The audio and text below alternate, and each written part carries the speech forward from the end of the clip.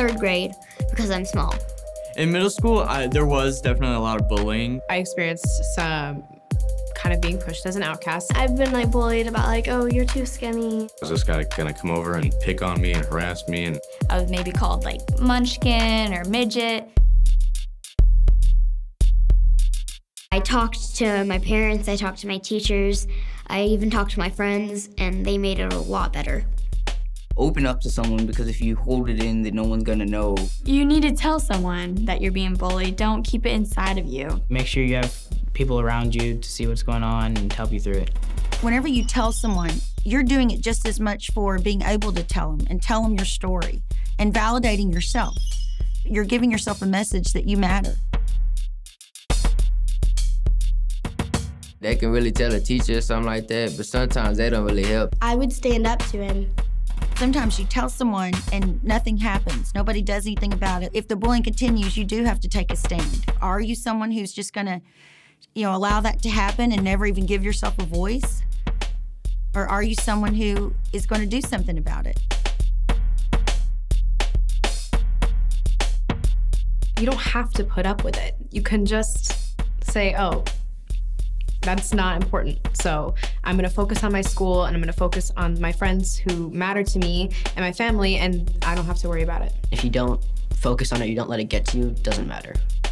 The bully feeds off people who are affected by their bullying. So if you don't let it affect you, then they'll stop bullying you.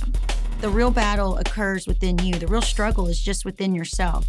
And it's a struggle and it's a fight for deciding if the bully's voice and what the bully did to you defines you, or if you define you. You just have to remember that you're unique and you're exactly how you're supposed to be. Be confident in yourself and don't be afraid to be who you are. When you finally accept the fact that this is who I am and I'm gonna tell my story on my terms and my way, then just that experience alone of experiencing yourself and experiencing your core truth, it's who you really are.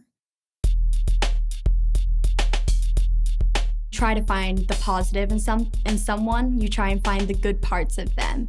And although they may be teasing you and that hurts you, there's a reason for it, and that means they're hurting too. When you're able to get to a level that you can start to have empathy for the bully, what you really find is hurting people hurt people. They don't know how to get their pain out. And so they falsely believe that by making someone else feel smaller, they're gonna feel bigger. And that's not what happens. But having compassion for them frees you. All the kids that talked on this video spoke from a place of empowerment. They've had the situation happen, they've had that experience one way or another, and they know what to do about it. Brianna was the one talking about the fact that she'd been called skinny. And then Emily talked about being called short or small. You're the only one that gets to decide that.